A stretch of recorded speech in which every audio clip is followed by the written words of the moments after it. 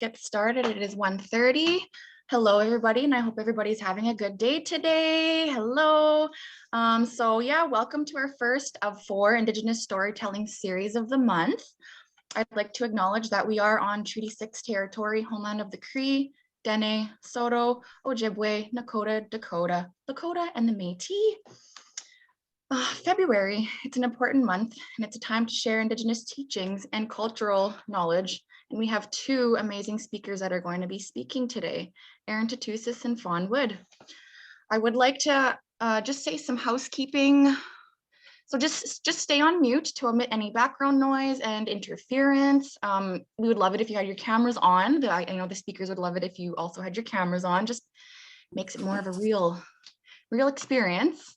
Also, any questions in the chat for the speakers, they will be brought up at the end of the storyteller session. So if you have questions, we'll bring that up to them after that. And I would like to introduce myself as well. My name is Shade Heimbecker. I am from Office of the Treaty Commissioner. I'm working as a student mentor in the mentorship program. Currently working under the public education with Amy Tootoosis.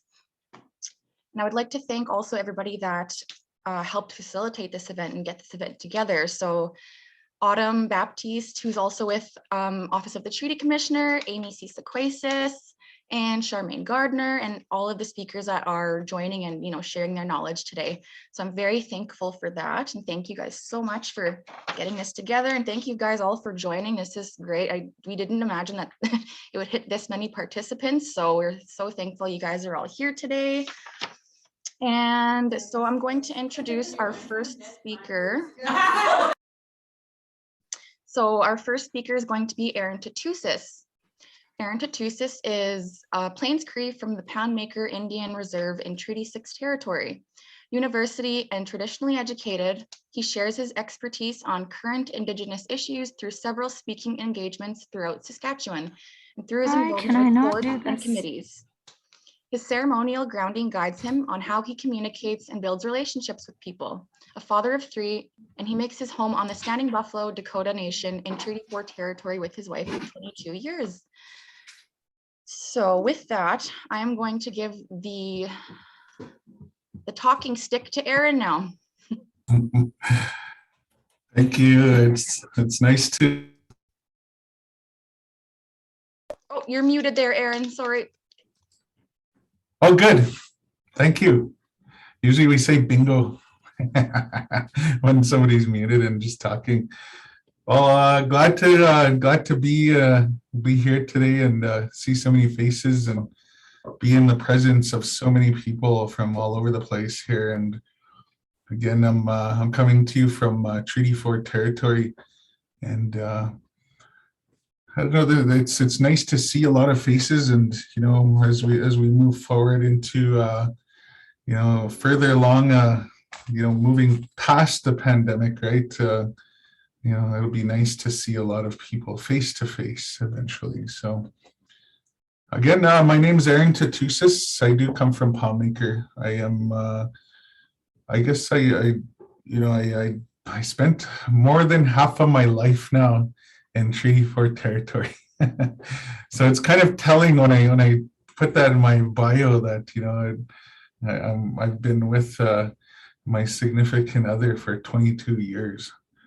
But it's been a long journey, and in that is a lot of experience and experiences that I've had, being in the right place at the right time, and in the presence of other not storytellers, but our elders and our knowledge keepers that are there, willing and so freely and willingly share their stories and their information and their knowledge, and being passed with that, having the responsibility to be able to transmit that knowledge forward to all the ears that are in the Zoom chat today, right? There's lots of ears. Everybody's got 2 of them. Some might have 1, but we're all here ready to listen, ready to learn something, right? So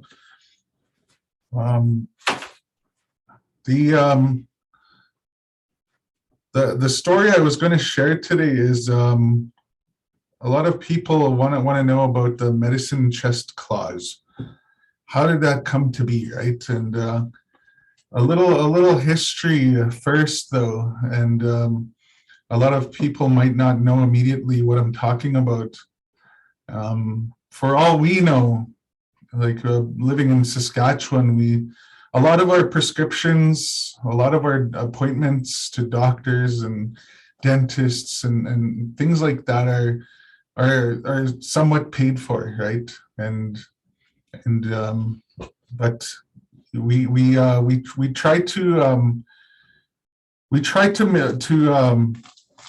put this, I guess, in a way that shows that there is something going on here that's different. And why is it that we have these things today?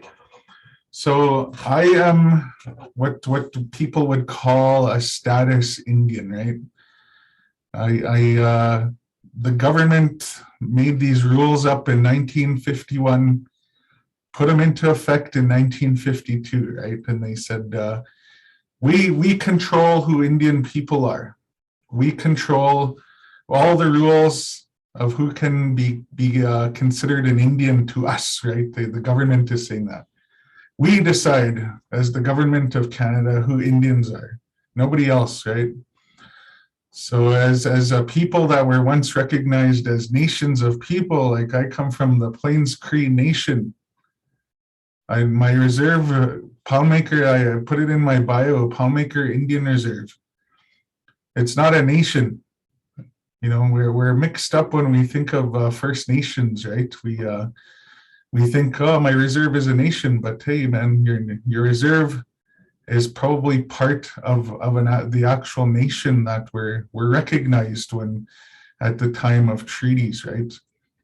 So we got to go back and we look at the written part of the treaties. They're the only good parts in there that are worth keeping are just the geography of where they describe where Treaty 6 territory is or where Treaty 4 territory is and the other treaty territories, right? Because they had to come here and they asked all the nations that were present here.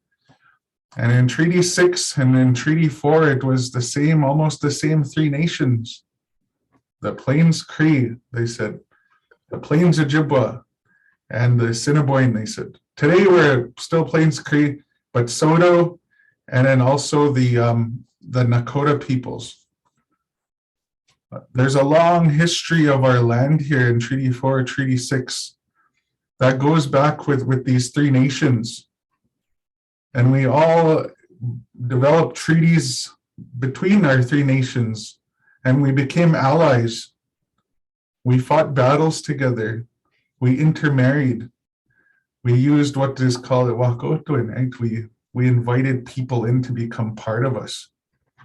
And that's what one of the principles is of our treaties and our treaty making, right? Making that sacred exchange with others. So, but in that process there, we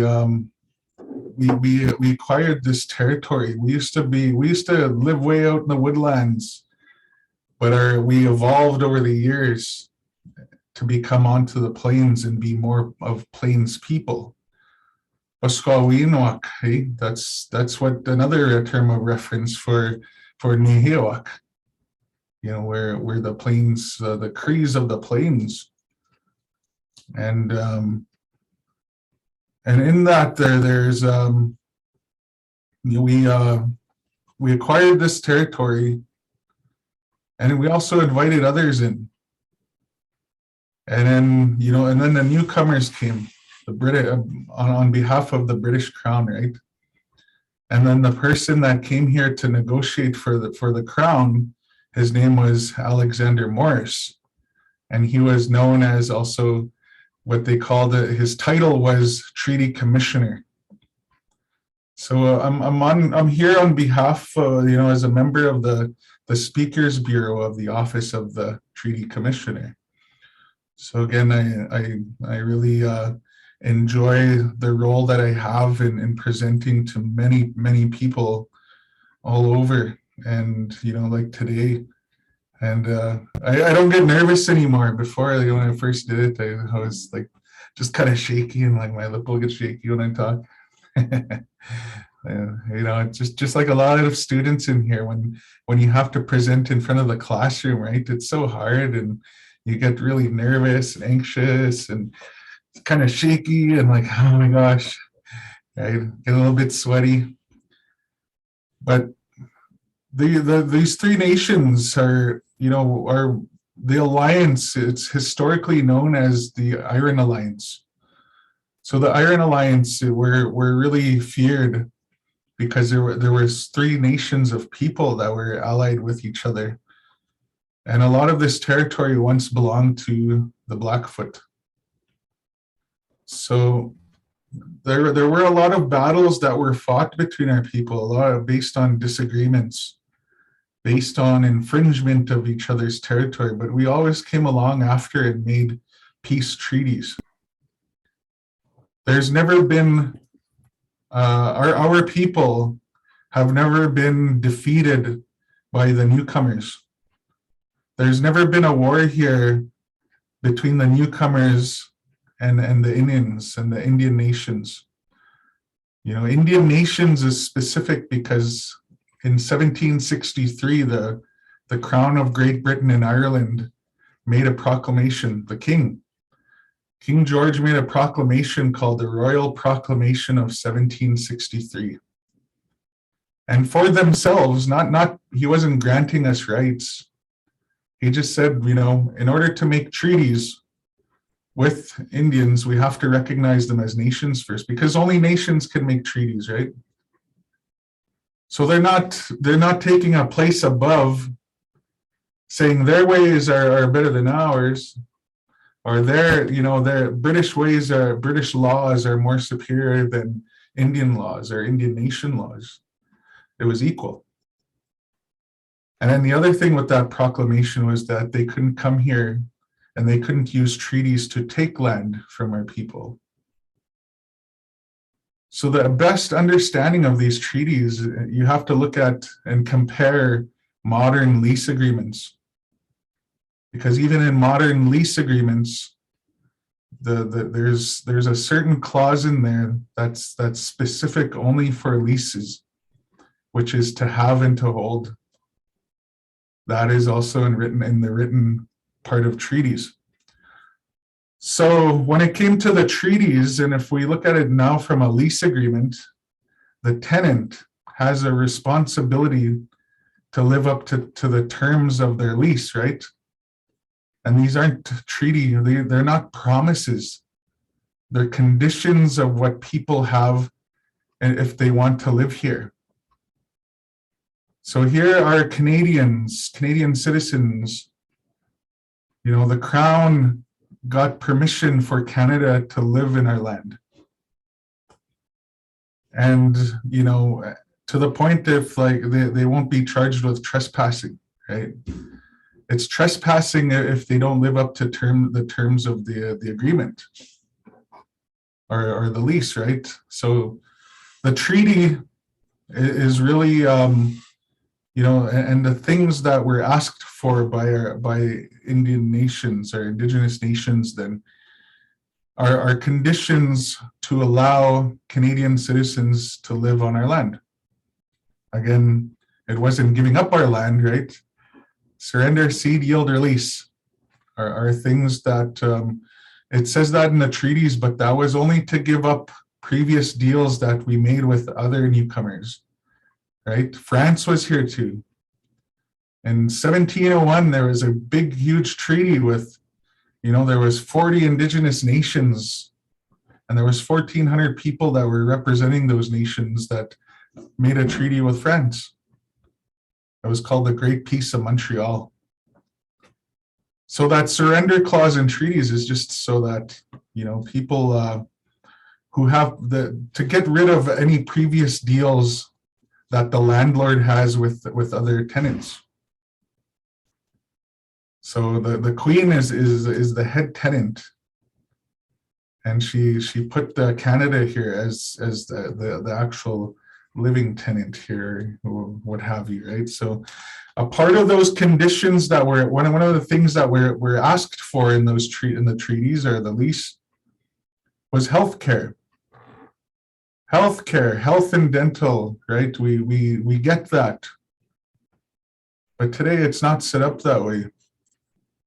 You know, where our health and dental is funded through the NIHB, it's called. It's a federal government department called the Non-Insured Health Benefits Program. And they look after our health and dental and everything like that. They pay for it. But none of that money that they pay for it comes from anybody's taxes or anybody's pockets, right? So when it came to Treaty 6 in 1876, you know, people wonder how is it that how did our people ask for health and dental to be covered then? And the point of reference is called the medicine chest. So we're back in 2010, we had on Poundmaker Reserve, we had a treaty gathering, a treaties 1 to 11 gathering, and the focus there was the medicine chest clause. And being part of that, you know, and organizing and everything, and also listening, is where I was told the story of that medicine chest clause, of how it came to be. We don't know these details, right? And we look at all our problems that we have today. It's because we lost a lot of information about what treaties are. And we're here today thinking, like, you know, why wasn't my dental covered? Why am I paying for it? Why am I paying for these prescriptions now today, right? And then we always think, oh, the government's, you know, messing with my treaty rights. But, you know, if we really understand that, we need to really understand our history, though, is that we've never had a treaty right honored here in Canada for 155 years to this year. 145 years, ever since 1876. Because 1876 is when the Indian Act came out. We look at all the land here that we lost. We look at all the things that we're not getting. But everything that we do get, we get as a result of the Indian Act. Every single amendment of the Indian Act took away from our people, and it gave the newcomers the advantage. It wasn't surrender, cede, yield, release. You look at every amendment of the Indian Act, right? You know, it's there's a lot of amendments. I could give an example here. So in 1881, they made a permit system, right? Permit system made it illegal for our people to sell our beef and grain. It also made it illegal for white people to possess Indian beef and grain. It says that specific in there.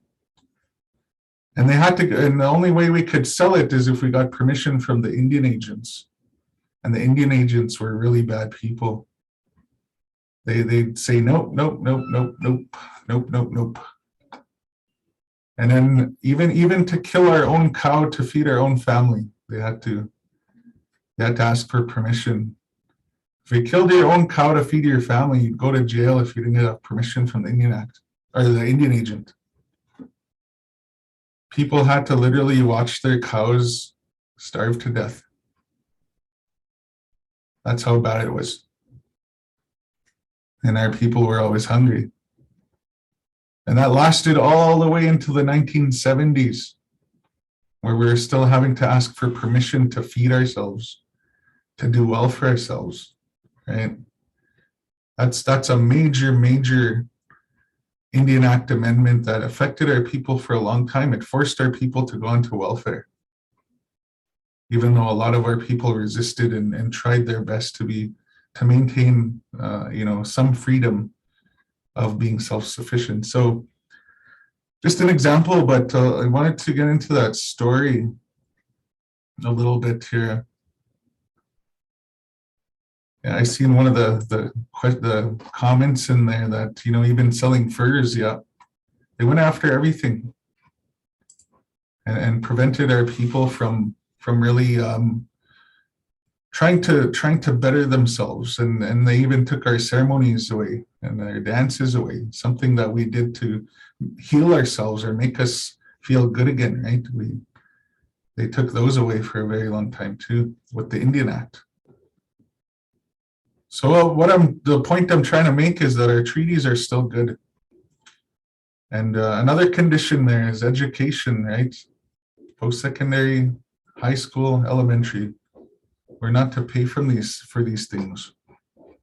So long as people want to live here, so long as, if these treaties just ended, if they did away with them, we could say that all Canadian citizens have no right to be here, right? So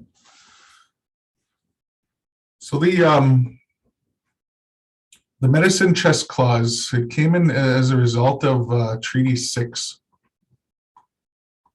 And it was Treaty 6 in 1876, the same year that the Indian Act came out, right? The Indian Act came out 1876.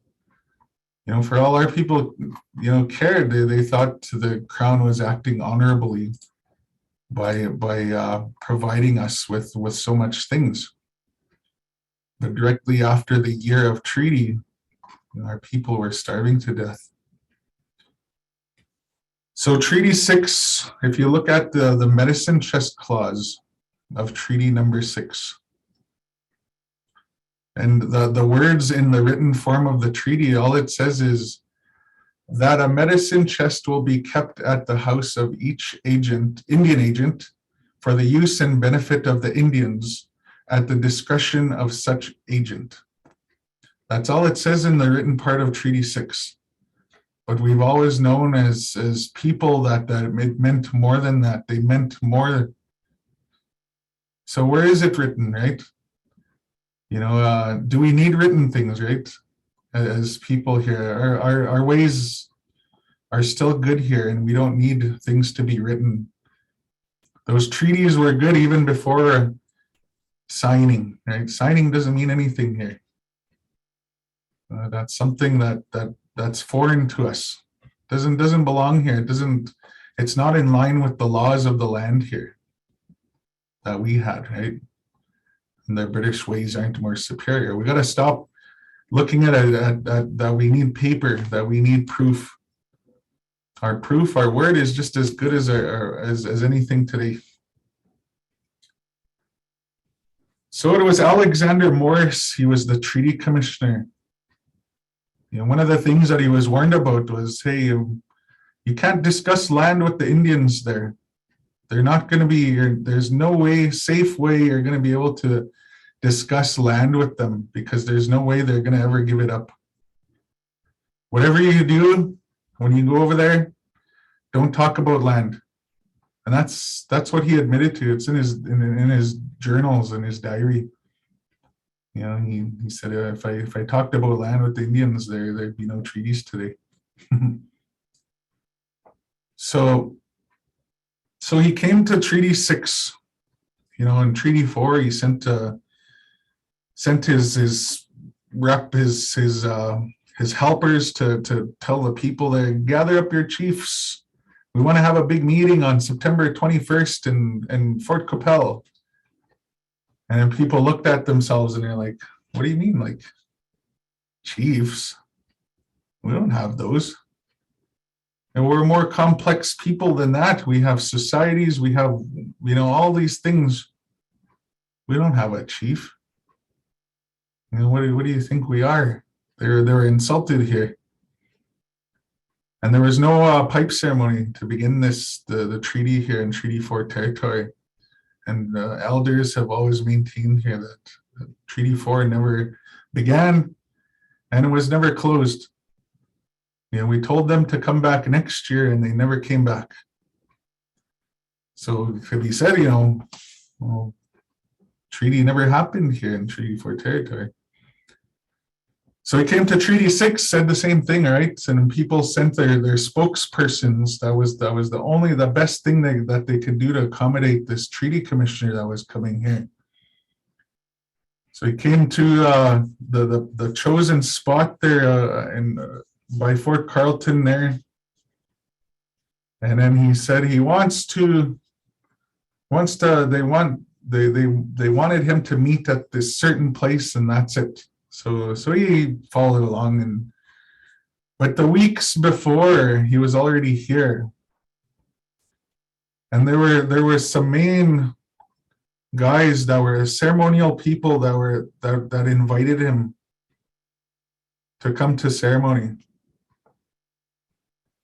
and it was at this ceremony which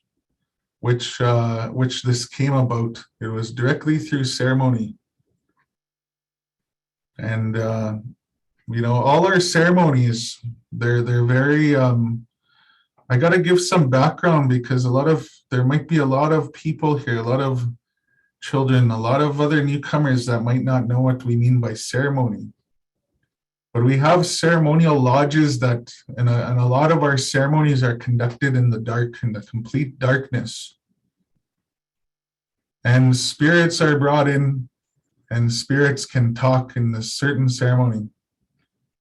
And sometimes they need to appoint an interpreter. You can hear the spirits talking in there, and the interpreter relays the message either in English, right? For a lot of people, because a lot of our people can't speak Cree today, or Soto, or Nakota. So they use the translator like that to relay the message. So he agreed to it. He came. Alexander Morris came to a ceremony. And back then it was probably a scary thing to do. Like, a lot of people probably haven't even been into one of these kinds of ceremonies today. And to see what actually happens in there. When we talk about magic, it's the best thing I can compare to, is that we still have and possess these ways that's very magical. A lot of people would be their minds would be just blown at what they experience in these ceremonies, and how heavy and how deep they can actually be. And the experiences that you would have in there, which is not just all feelings, but a lot of times, a lot of people need to see in order to believe, right? And then in that experience there, along with the singing, the drumming, that spirits letting their presence be known in there. Right? These are the ceremonies that we have really, really, really, really hardcore people that were able to maintain these, even though back then they were arresting our people, for conducting ceremonies if they were caught, right? So they invited him. He came, and they brought him into the ceremony, and he's they closed the door, and it's just dark in there. Everybody was able to see each other come in. They were able to see everything that was in there right away. Like, nothing to be scared about or anything, right? He thought, and came right in there, and he wasn't really the type that was really to be afraid of anything. He came after all, right? He was a man of his word. So he came and sat with the people there in ceremony, and they started the ceremony and called in the spirits there with the songs and stuff. And then after a while, he said they used the interpreter. Their grandfathers started talking, and they gave them the instructions there. We invited you here for a certain reason, because we were asked to invite you, because we're about to do something that that we need to have permission first from the Great Spirit, right? And in that, we have to follow the instructions that we receive from his helpers here, the spirits, so the grandfathers that are here today came with instructions here for you. So they said they put something in front of you, and they want you to describe that, what it is that they put there. Like again, it's dark, right? You can't see nothing. So he's okay, and kind of doubtfully, right? But then he reached in front of him, like, sitting down. Everybody's sitting down on the ground, like, cross-legged. So he, reached in front of him with his hands and felt something right away. And he started feeling it. And he said, "This is a doctor's bag, the kind that the doctors carry around, medical bag." And then he said, "Yes, good." The translator said, "Yeah, good, good. But you're to open it up and then describe what's in there to us." Again, they can't see, right? It's dark. So he starts digging in there and pulling out different things. You can hear him digging in there, right? And hear a little bit of clanking, like there's metal stuff in there. So he's digging around and he starts describing, like, these are doctors' tools, like for surgeons, for surgery and everything like that, right? Scalpels, vials, and different things that. And at the time, everything in that bag, right? Everything in that bag was really a majority, almost a majority of what Western medicine was, what he described in there. A doctor can go onto a battlefield at that time, right? Back in the 1870s, and do surgery right on the field. Take a bullet out of somebody's leg with all the tools that he had in there. He'll show up from door to door to door, helping people with different ailments and sicknesses, right? And all he needed was that bag. So they said, good. After he was done describing everything in there, it took him a while. Then they said, beside that one, they put another one there. And then he reached out again and he said, yeah, it's the same thing.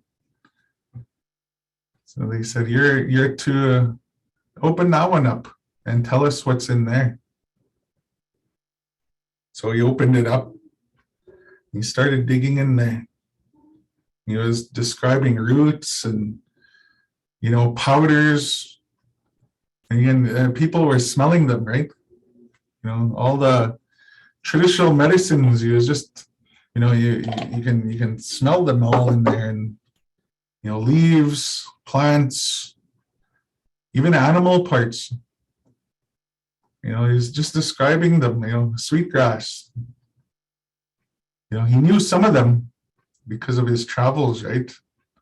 And he knew what it was, and he was, sweetgrass. A braid of sweetgrass, and all these things, all these different medicines he was describing, and people knew what they were. And then the translator, after he was done that one, he said, good. He said, the grandfathers here,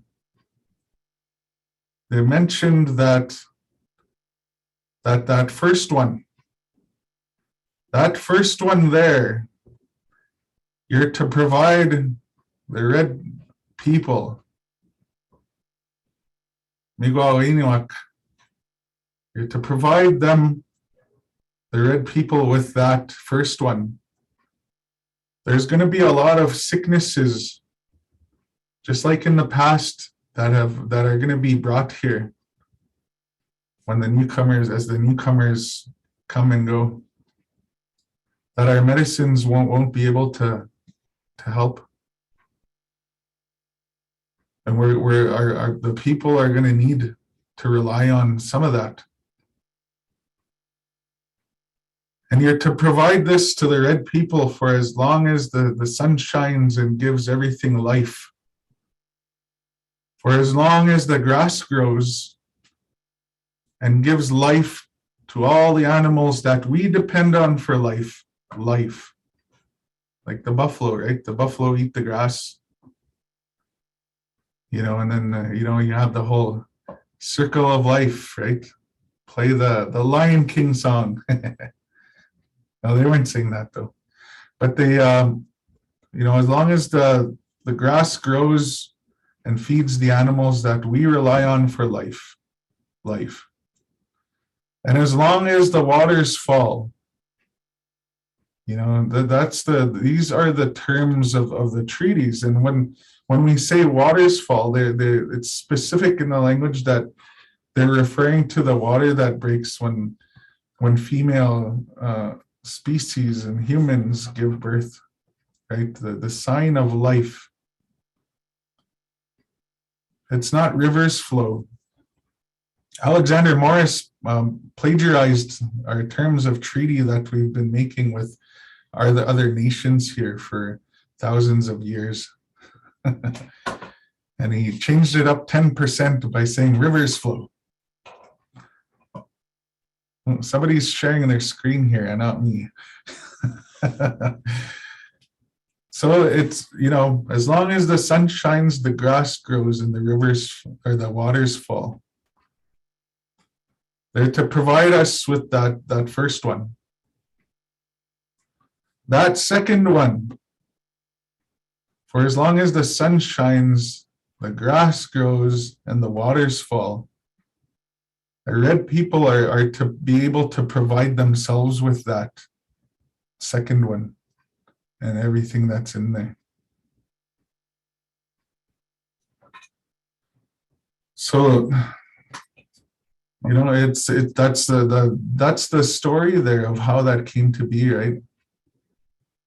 They opened the doors after they finished up the ceremony, and when the light came in, there was nothing in that lodge. Hey, there was no bags like that anywhere. There was no way of bringing them in anywhere. They were just gone. They just disappeared. Alexander Morris was like, how can they even do that? Like, of course, being skeptical, looked around, there's nowhere to hide those things, nowhere to bring them in, nowhere to put them.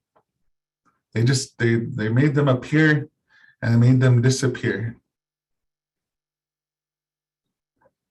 So he was really taken by that. It really changed his mind and the way he looked at things. And he had to even argue his bosses later, right? He said, no, it was all him. We need to provide that. He fought all the way until they finally just said, okay, fine. We'll just put it this way, that a medicine chest will be kept at the house of each Indian agent for the use and benefit of the Indians at the discretion of such an agent. They tried every which way they could to deny our people, even though our people had every right to include what they wanted as conditions in there, right?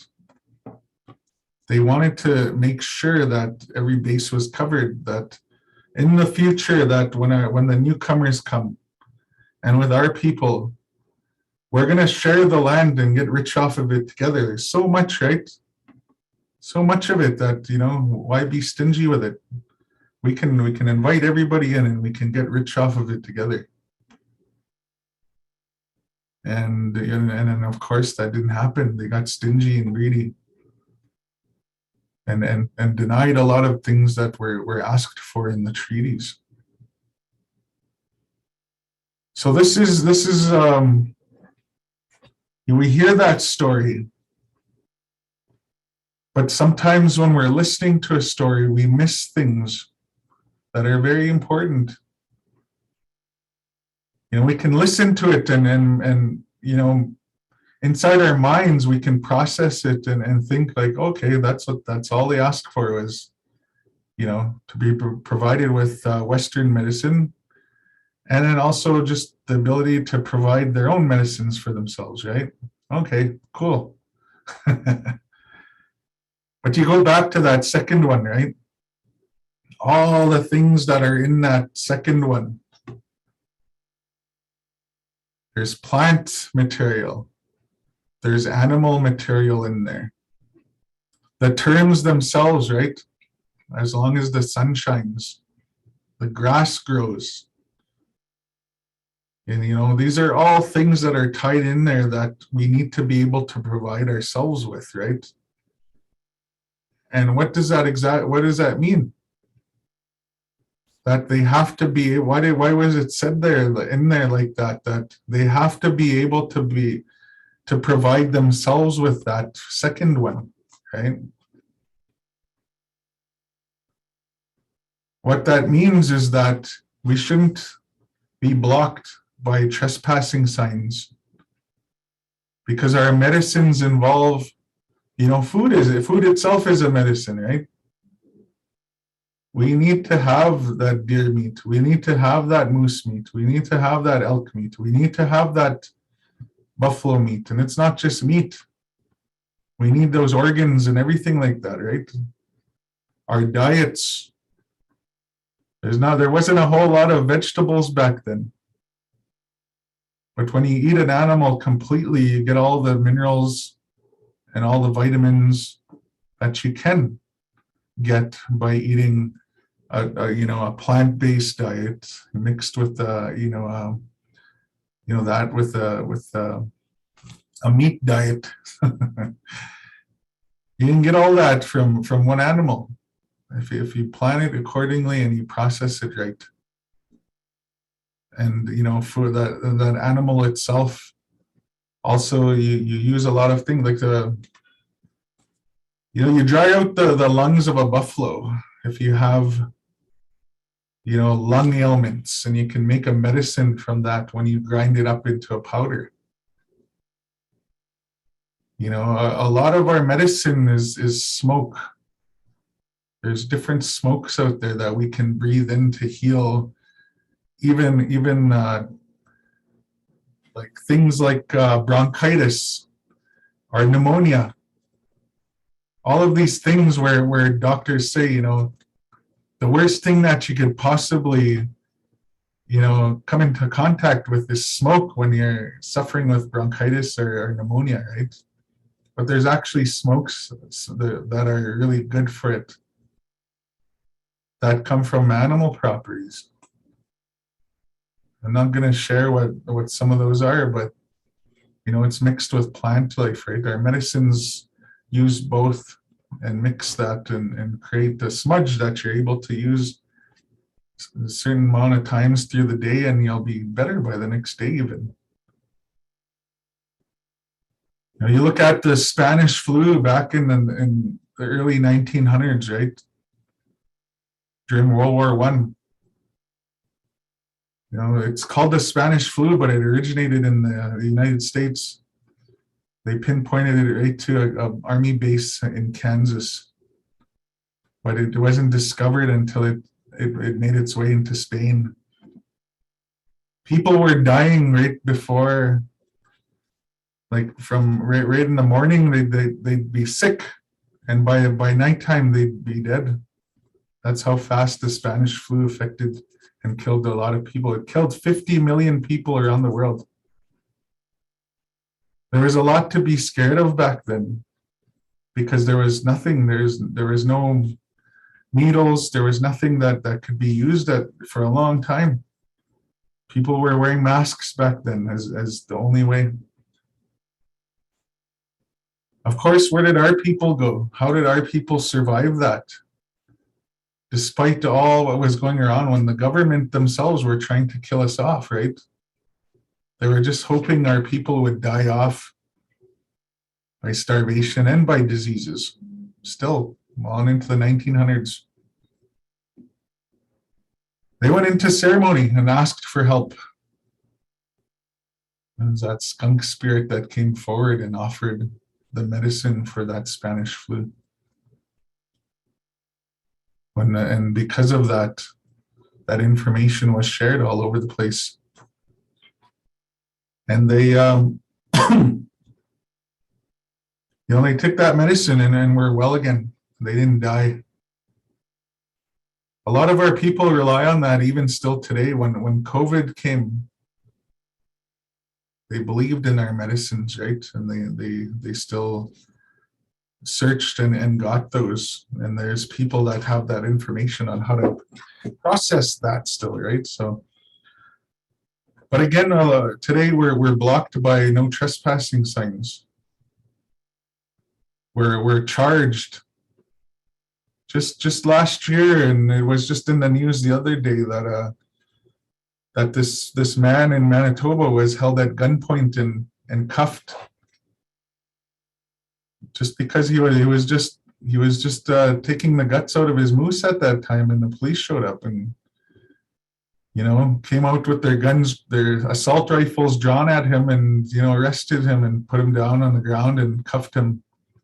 They held him there for a couple hours, and then he was the end result was he never went to jail. They just gave him a fine, but they took his moose. He was unable to feed his family, and it was in a place where he was more than able to hunt. But those are the things that happens to our people today. But it's this information that we're missing all the time, that in this story, that prevents us from really trying to develop an equal understanding between newcomers and also Indigenous peoples, right? We need to come to some common ground of understanding about what these treaties really were, because we don't know. For all we've come to understand mistakenly was that these treaties are responsible for us losing the land, but it wasn't. Look at all the problems that we have today. The reason for those treaties was to prevent all the problems that we'd have between newcomers and ourselves. Look at education, right? We wanted to be self-sufficient. That too came out of a ceremony in Treaty 4 territory. And the reason for that was that, we were going to get rich off the land together. But when it ended up happening, even though we had those conditions in there for education, they said once you just register into a university, you're no longer an Indian. And that lasted, honestly, until 1984, when it was officially wiped out. That our people would no longer lose status.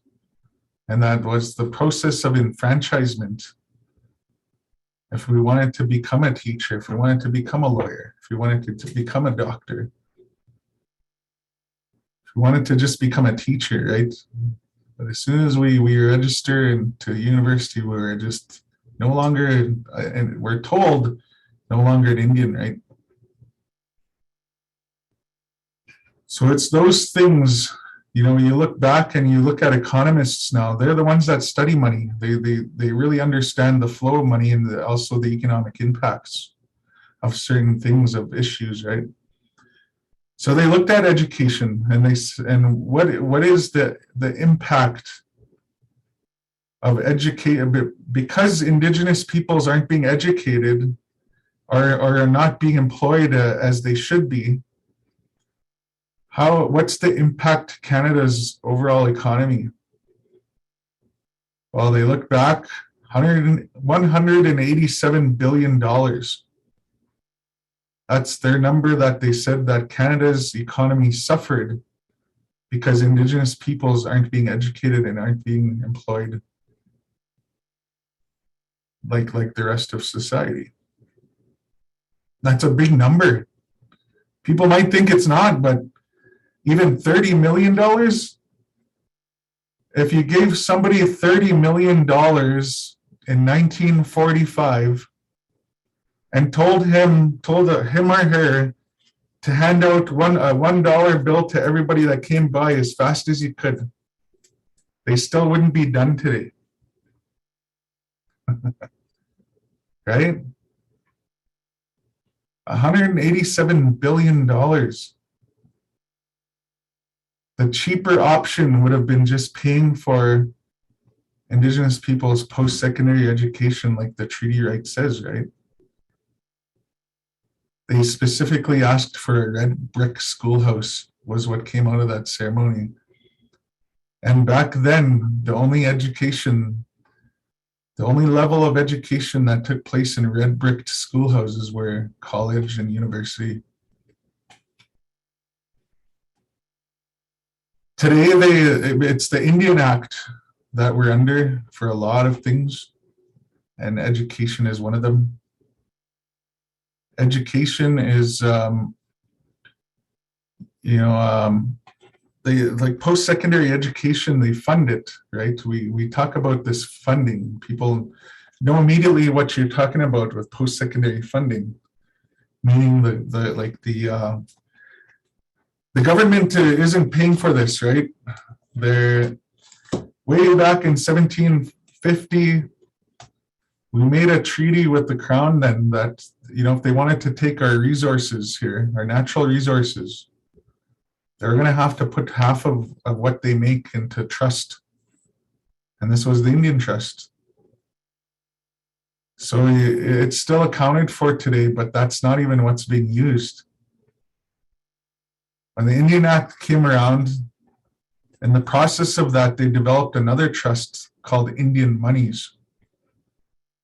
They do take some from natural resources and all that, only to reinvest into this account or this trust fund. And it just ends up to be $19 billion every year. They take half of that, and that's what pays for all of the programs and services under the Indian Act. And none of that money since even 155 years ago when Canada became a dominion, still a dominion today, it's not a country or nation. It's a Commonwealth state still, right? And the Crown of Great Britain and Ireland is still its sovereign. But ever since Canada, took dominion here on our lands, they've never paid for a single treaty right. All Canadian citizens, your taxes never paid for anything involving Indians.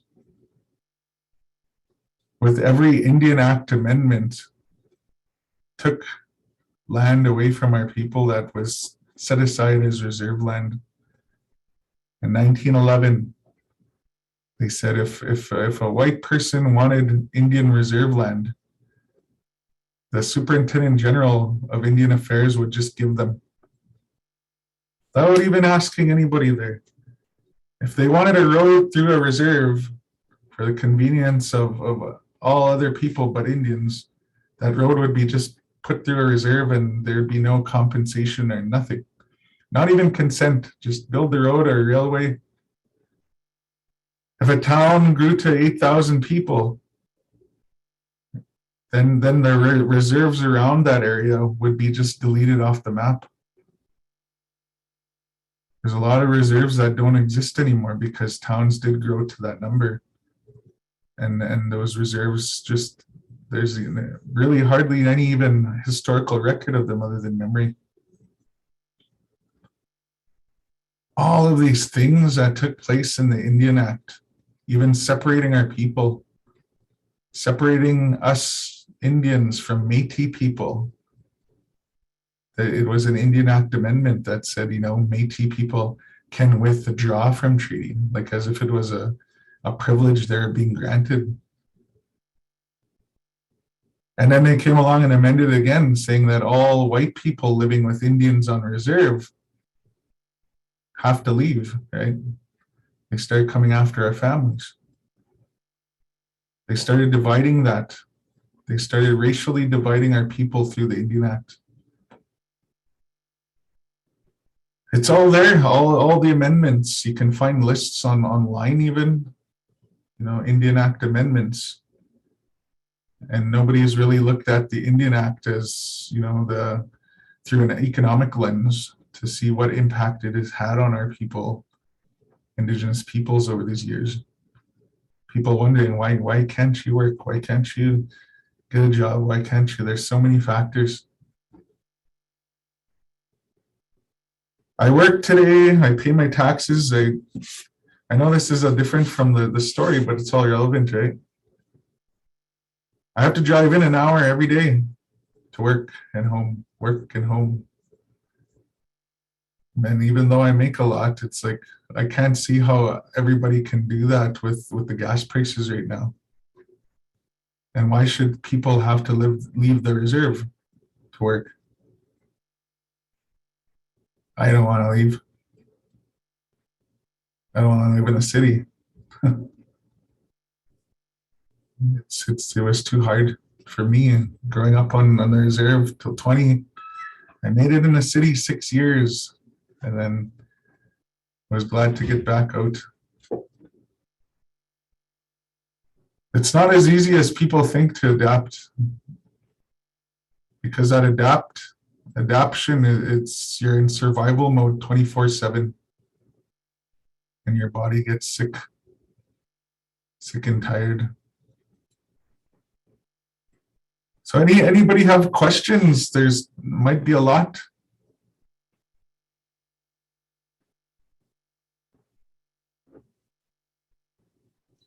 I haven't seen any questions in the chat so far. If anybody wants to post some questions here, we can ask Eric, we'll answer.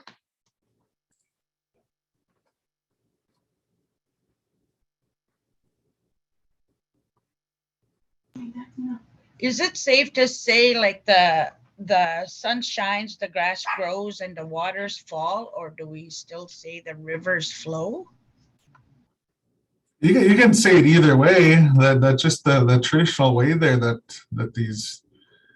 the people there that I learned off of the treaty gatherings, the treaty elders, and the treaty. My dad's the chairperson for treaties 1 to 11 too, right? And that's what they utilize a lot is the waters fall, or the grass go, the rivers flow too. They just adopted that one over the years.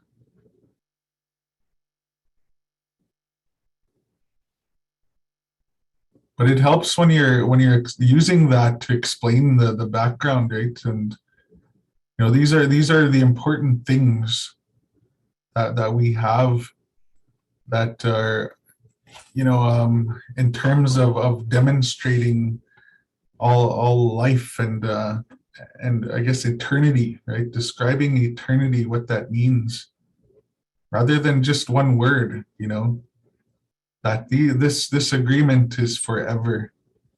And there's no way or way out of it. That once people seen that pipe stem, that agreement took effect.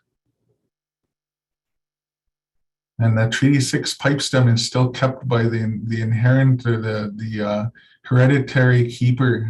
It's been passed down in their family for years to years. There wasn't anything like that in Treaty 4 territory because, again, as I mentioned, it wasn't ceremonially opened or closed.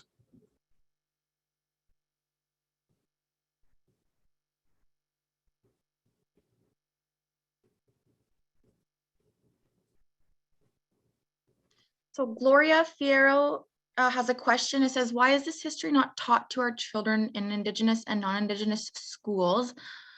Like, this is oral history, and what the children are told in the colonized educational system does not compare. Yeah. And the whole education system too, right? It's really influenced by a lot of parents. A lot of complaints go out as soon as parents get word that their children are learning about Indian stuff or Indigenous stuff and being told the truth, right? A lot of people don't like hearing this stuff. A lot of people don't even like you know, they won't acknowledge that the land they're standing on has been stolen. It's a really hard concept to come to understanding, or come to a term of, I guess, acceptance over. It's hard to accept because a lot of people paid money for it, but under what system did they do that? Under what title were they able to acquire the land here? When Canada itself has no title of the land, okay? So it's just that influence is just too hard even still today to be able to have that in schools. But the other thing is that it is a missing element when these stories aren't being told. There's just not enough people out there. Like I try, and I can go as far as I could to try and relay this information, and I do, but there's just not enough of me.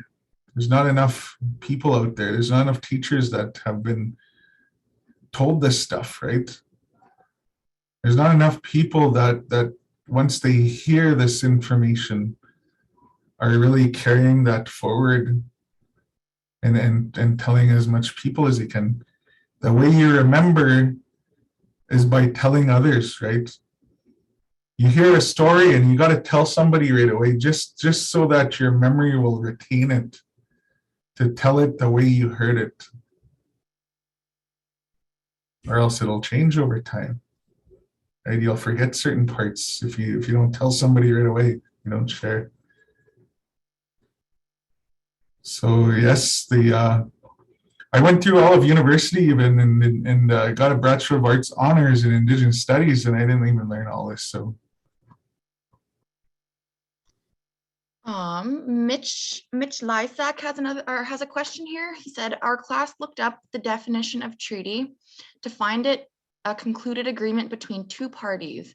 Why do we still continue to call them treaties when there is not much agreement rather than forced mandates? The forced mandate became the Indian Act, right? Canada got everything that it needed to become the tenant here, but forced our people under a different class of people called Indians, right? They developed all the rules of who they were going to control because the Queen gave them responsibility for Indians and lands reserved for Indians under the 1867 British North America Act. So who are Indians? Well, they had to decide that, right? Well, these are the people that we're going to control. The treaties are still good, but our people here have not been organized ever since the reserve system took effect under the Indian Act. Again, wasn't treaty. They did it through the Indian Act with Indian agents. And they divided all Cree people, Plains Cree people up onto many, many reserves by luring them with rations, because the only way to get rations was if they said accept treaty, but what they really meant was accepting the Indian Act by selecting a reserve, having an X amount of followers. When they had enough followers, then the Indian agents would recognize them as a chief. The chief and council system is not traditional governance. They call it made in Ottawa governance. It was another imposition or another forced element or a forced mandate on our people, chief and councils. This Indian Act is a very horrible, and try living under as an Indian. You'll never ever really appreciate freedom or the privileges that you have if you're not. For 1 week being like living like us. So the treaties, though, why they call it two parties is because the treaties were made with the Crown of Great Britain.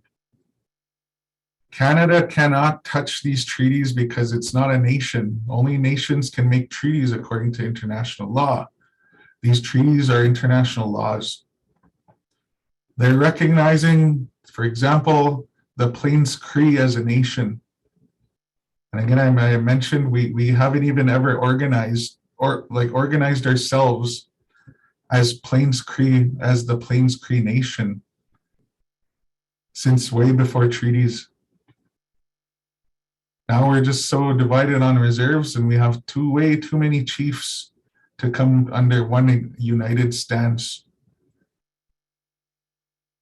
to say and you know, to declare that this and that, right? To fight for our land, to prevent all these different things. But right now we're just looked at as an Indian Act band led by an Indian Act chief and councils who we elect as status Indians, certified status Indians. And these are all rules that, you know, go into our election act, our election codes. Got to be a status Indian, got to be a band member, which is another Indian Act thing. So it's not the forced mandate is in treaties, the forced mandate is the Indian Act.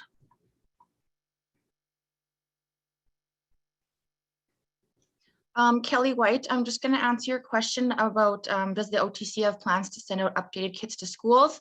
You can send that inquiry to treatyeducation@otc.ca. I'll put that email in the chat and Kevin will have an update for you. I know right now we are updating the kits right now.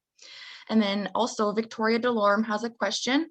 How can we encourage colonial institutions like education, government, police, etc., to actually contribute to reconciliation instead of performing reconciliation? Do you want the long version or do you want the short version? That's a really, it's a really hard topic because the whole idea of police, you know, we wonder how forced mandates even became a thing here in Canada. Well, the police themselves were part of the Indian Act. Police were developed to enforce the Indian Act, right? The Indian agents had the assistance of police, and the Indian agents had just as much power as judge and jury. They decided how long people would go to jail for, and they also decided how much people would be fined, and they also had the police to assist them.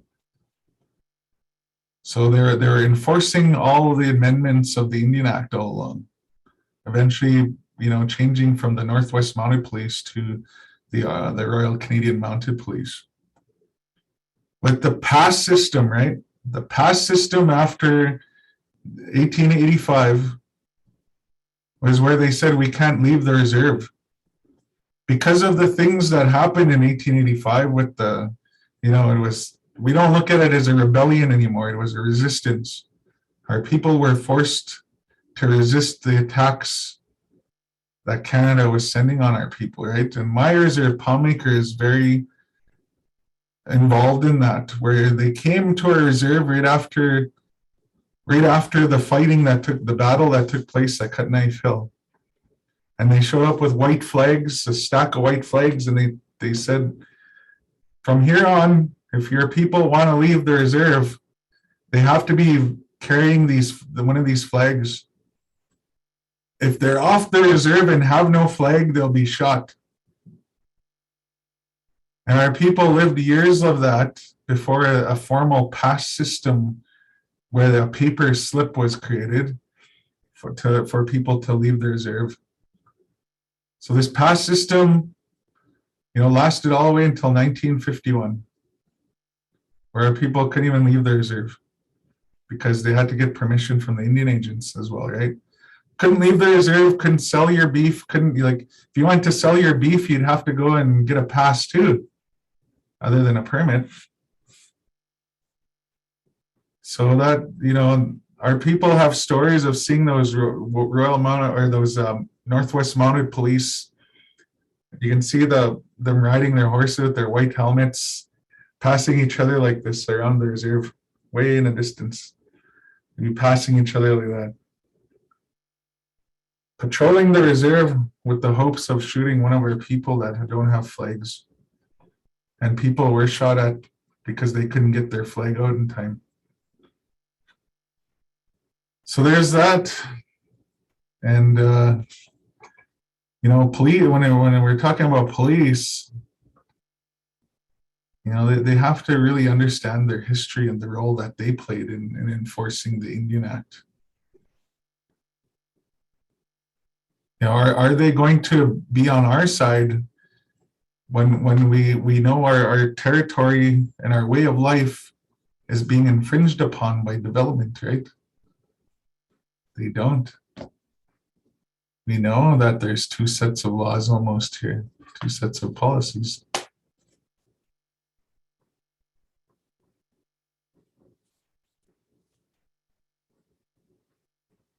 So I seen a question there about the star blanket in the background.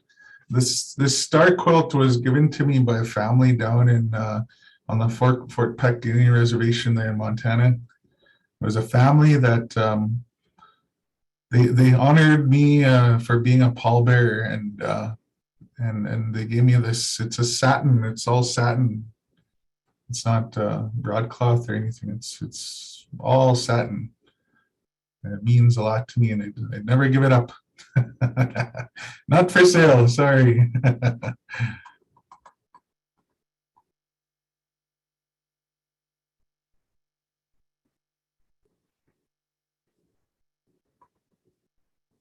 Anybody else have any questions?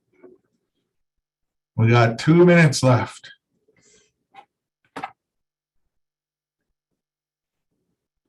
I got lots of stories. I thought as a backup, if I didn't get, I had to like introduce a lot of background to that story, right? So that everybody would know what I'm talking about a little bit more, rather than just going into the story and then telling it, right? And then doing that after, I thought, you know, there's so many other stories that I could have told today, but that one, it's a lot to process, and a lot of people might have questions later, in a week's time even. They'll realize something. You know, I should have asked that then. Kayla Peters has a question. Any mental health tips for young Indigenous people working in the city?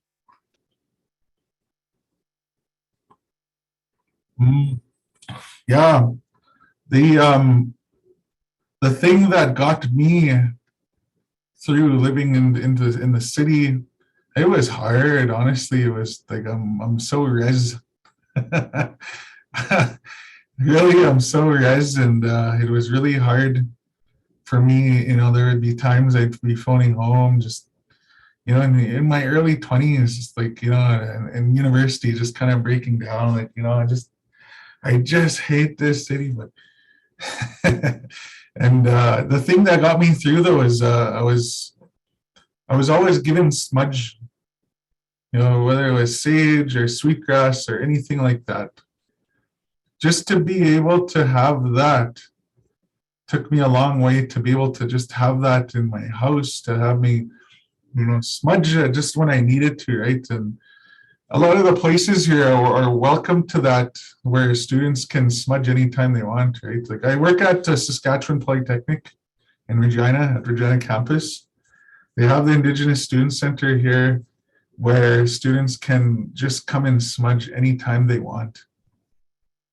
And I also, I am the one that provides them with all the sage that they'll ever need throughout the year here. And some of the students are really like, you know, don't know anybody in their families that knows where to get smudge or how to pick it, how to do these things, right? So it's being able to at least have that available, which would do wonders for mental health for a lot of young Indigenous peoples that are working or else, you know, going to school in the city.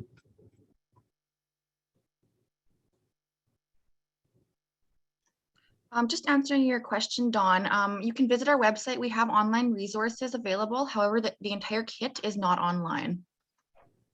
But some books are free. Some do cost a little bit, but yeah, most of those books are free.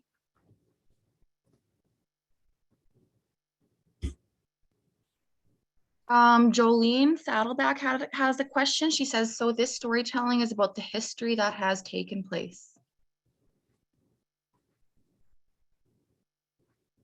Yeah, the story was the medicine chest clause though, right? And I know a lot of people don't know the story there, don't know the background and how that impacts more than just what meets the ear, right? There's a lot of sub meanings to that story, and I kind of went over some of that just like the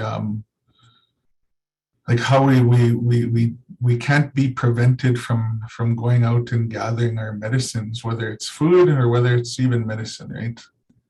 Because the same process there. Hunting is just, it's not a sport. I do a lot of hunting. I do a lot of hunting and I do a lot of gathering.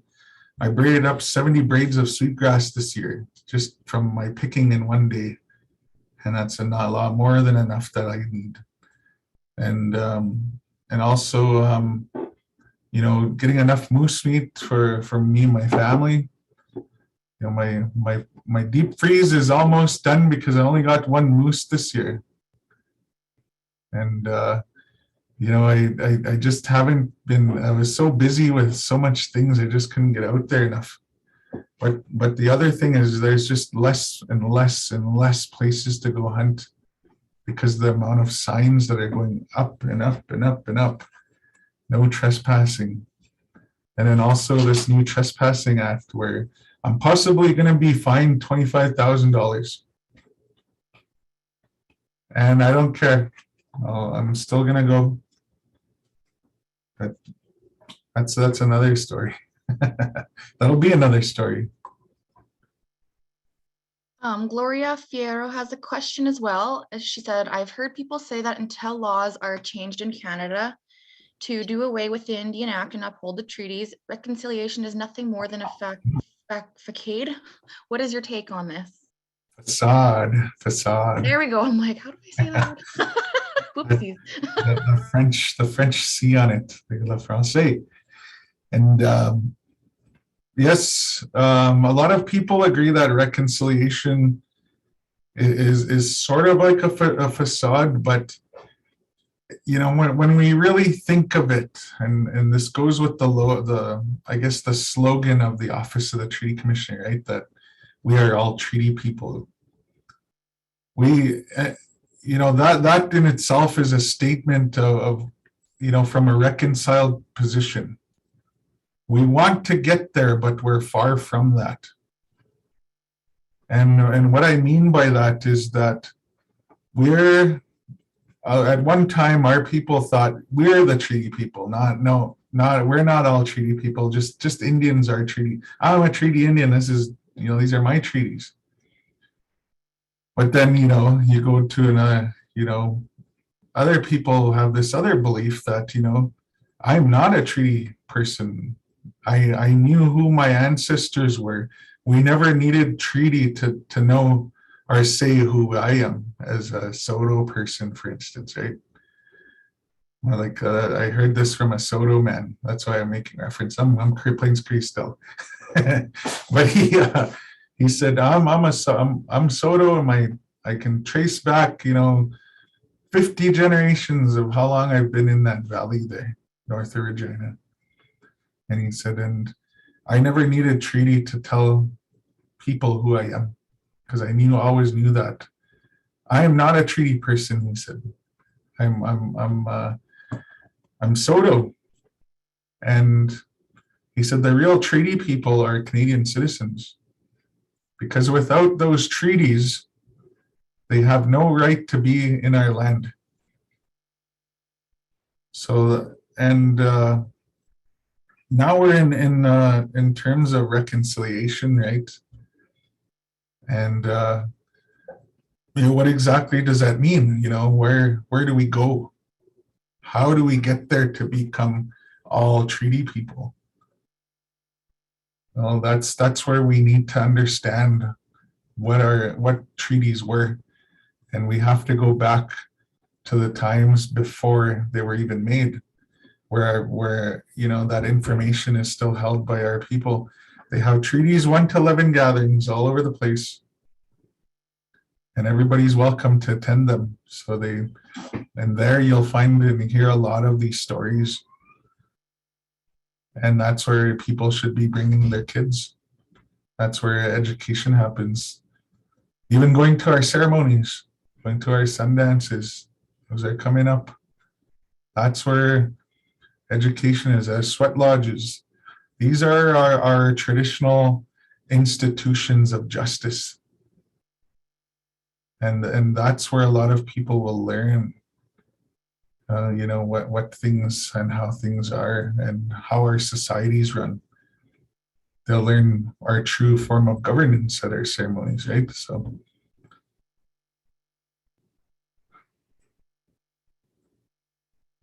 applying for status and you're terrified. It is a terrifying process, and I just like how it was back in 1951 or 1952 when our people suddenly had to apply to be status. After all the starvation and all the disease and everything that was taking place to our people, and where we lost so many millions of us, going from 50 million people here down to like almost just over 1 million. When Indian status came out, a lot of our people knew who they were. A lot of people knew inside that this is all I am. But then the government came along and said, no, you don't qualify for status. Just like that, just like we lost 400,000 people because they didn't qualify. But who's to say, right? This was a long time infringement on our inherent right to be able to determine who our people are. Canada can't go into the US today and say, you can be American citizen, you can't be, you can be, you can't be, and start pointing at people like that. What would happen? Right? The US would bomb on Canada if they tried to do that, right? But we can't say we allowed them to, but it's another forced mandate on our people even still today. They're still determining who Indians are, and we're not born. They even said on their website during the Harper years that nobody's born an Indian. You must first apply.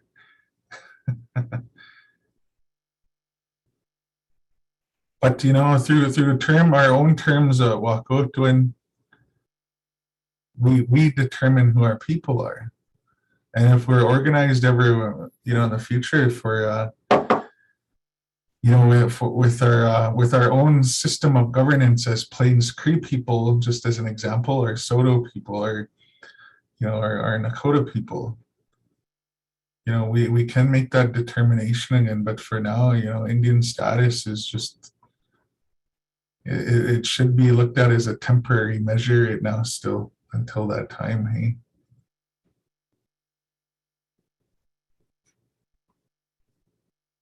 I see him Fawn. She made an appearance. There she is. I don't want to take up any more time, though. I thank everybody for having me, and I kind of went over, but everybody had a lot of questions and a lot of comments. I seen a lot of good words, and I thank everybody for that. And I'm going to continue doing the work I do, and spreading a lot of good information and stuff like that. So thank you, everybody. Thank you so much, Aaron.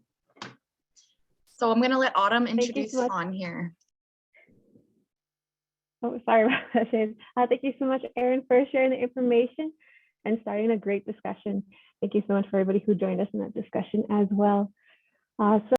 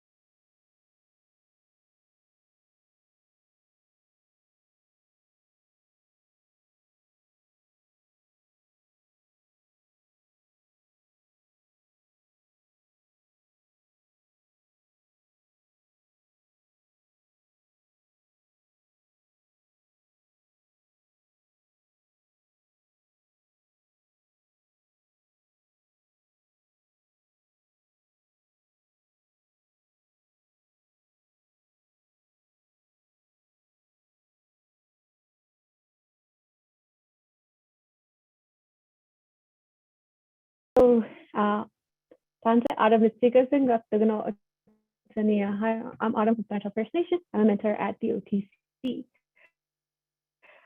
Our next speaker is Fawn Wood. Fawn is a recording and performing artist born into the respected multi-generational singing reflects her Cree and English tribal lineage. Her